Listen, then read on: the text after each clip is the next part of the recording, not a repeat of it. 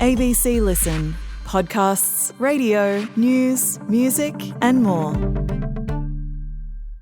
Big tech and the Australian government are going through kind of a long, public, awkward breakup. These companies have snubbed their noses at governments in Canada, Britain, Australia for many, many years. Social media is doing harm to our kids, and I'm calling time on it. So what does this mean for democracy? And can we fight back against the tech broligarchs? From If You're Listening, this is Australia versus the Internet.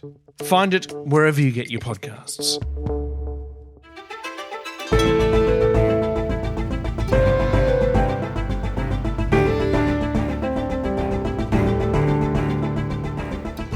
It's a battle between two Katy Perrys. One, an international superstar, the other, an Australian fashion designer. Now, after 15 years, it's reached its climax, landing in the High Court. So, who will get to claim the name? Today, Dr. Sarah Hook, an intellectual property law expert at UTS, steps us through the trademark fight and what it could mean for all Australian brands. I'm Sam Hawley on Gadigal land in Sydney. This is ABC News Daily.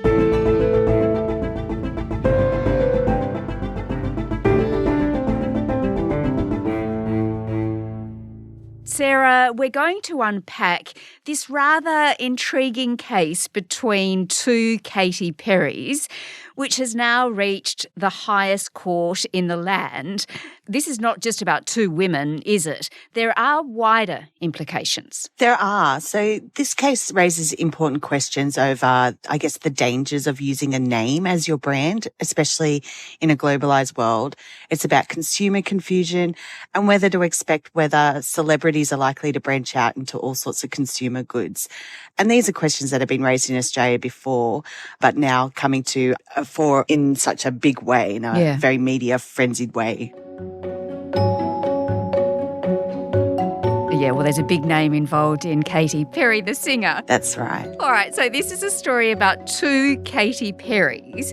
One, of course, is the very famous pop star. Hello, Australia. Australia has always been an incredible support and the fans are really passionate. The other is an Australian designer. I'm a small business, I've got two little kids.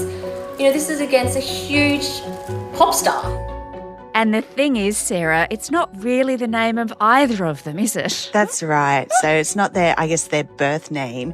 We have Katy Jane Howell, who later marries and becomes Katy Taylor. She had a biological father with the last name Perry. And then we have, of course, Catherine Hudson, who is the singer in America known as Katy Perry. And her mother's maiden name was Perry. So this is not really a case where an Australian is trying to use a singer's name to pass off as her. She was going to use Palms as her brand name until friends told her, well, it has Florida vibes. So she used the name she frequently went by instead. All right, so to understand this story, let's just go back in time to 2007, because this is when Katy Taylor, the Australian, began the process of applying for the trademark Katy Perry. That's Katy with an I-E, not a Y, as Katy Perry, the pop star, goes by. I hope I'm not losing anyone here.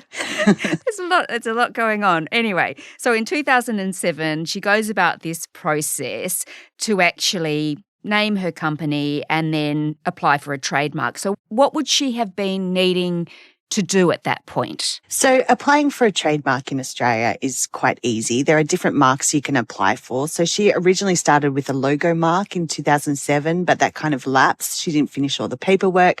So instead she registered the word mark Katy Perry, and yes, with an IE for clothing that was then accepted. So by 2009, it's on the register.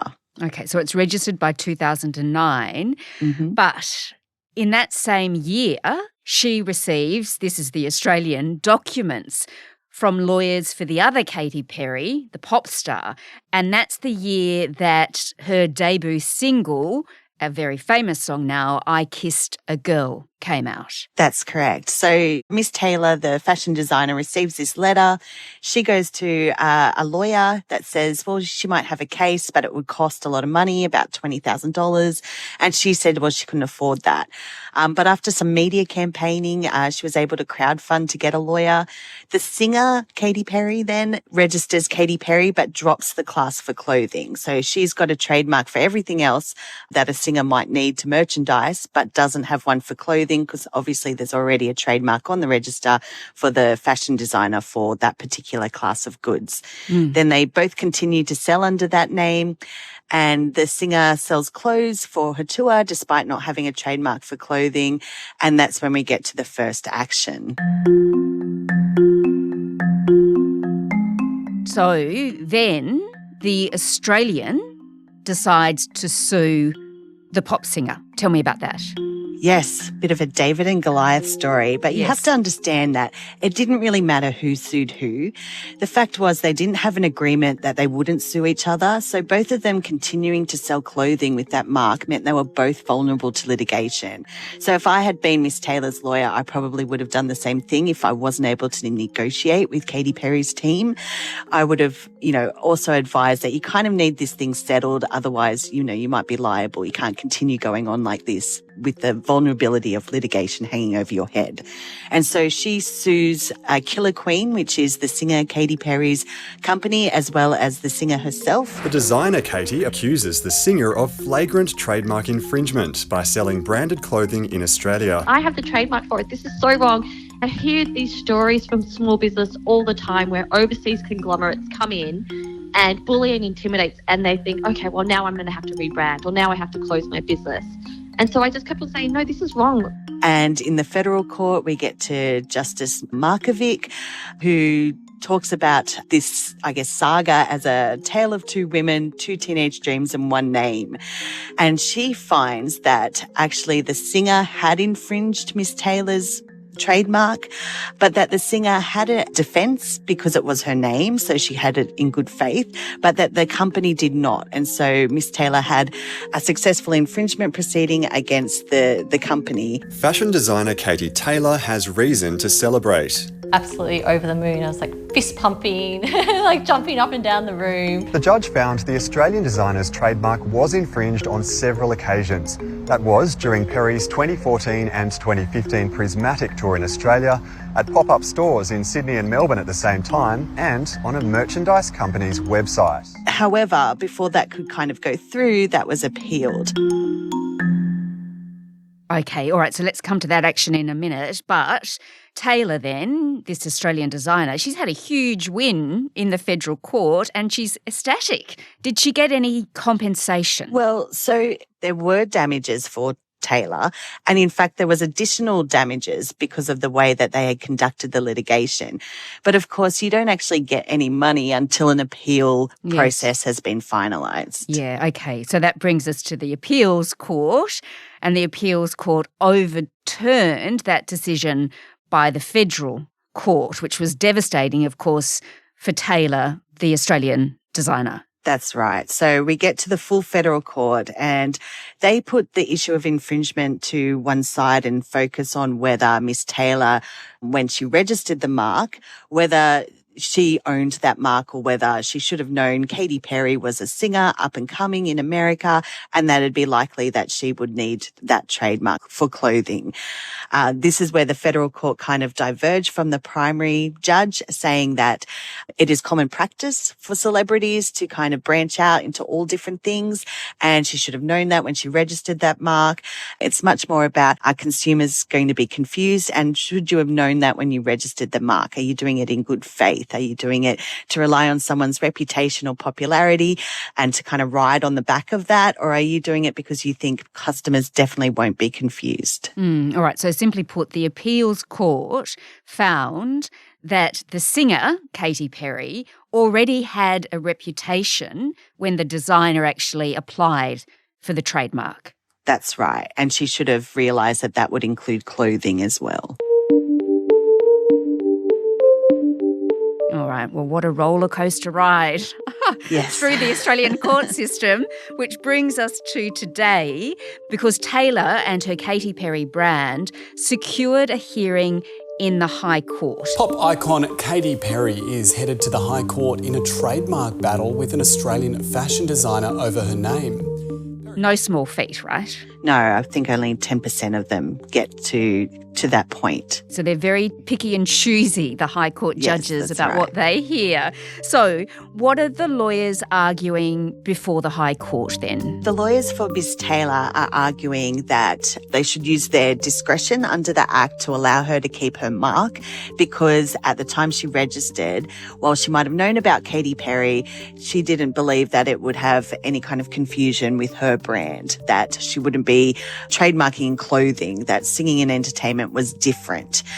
And the singers' representation are arguing that that's such a common practice that it should be understood that singers would do that. Okay, but what were the judges saying during this initial hearing? What you have to understand about a special leave hearing is that it's not deciding anything but whether it's an appropriate case for the High Court to take on. At this point, they're just really probing and asking questions to see whether this is really an area of law that could use a ruling on from the High Court to direct the rest of the cases that go after it. The judges were asking things like whether the fact that celebrities branch out in all directions means that they kind of monopolize names for every category once they're famous. The big issue is coming up is the branding, I guess, practice of celebrities. And Justice Jagot said it becomes difficult to think of a commercial activity that would not be covered. I mean, we have celebrities that, do everything, and whether that is something people need to keep in mind when they are registering. Yeah, so it's sort of like if you were Katy Perry, a dentist, that's right. Can you call yourself Katy Perry, the dentist? Yes, especially if they, do endorsements for toothpaste and things like that. Yeah, exactly. Because stars can really monetize anything. That's right. And they do. I mean, that is part of, I guess, how they make their money, especially now when you think about CDs and things aren't really a thing. There's not that much money in streaming. Everything is about the concerts, the merchandising, and then going out into branding like makeup and jewelry and perfume. And it's quite common. We have Kylie perfume. We have all of the Kardashians have their own, a million different businesses. And you even have celebrities that are like trademarking their kids' names before they're born, that kind of thing. So it's like a known thing that celebrities would do. And the thing is, Sarah, this is, of course, a high-profile case because of who's involved, but these cases are not uncommon and they matter, don't they? They do. We have an example of one that wasn't good faith was Bob Jane Tea Marts. You remember Bob Jane, he left that company and tried to set up his own tyre company, and he was arguing, well, I'm just using my name.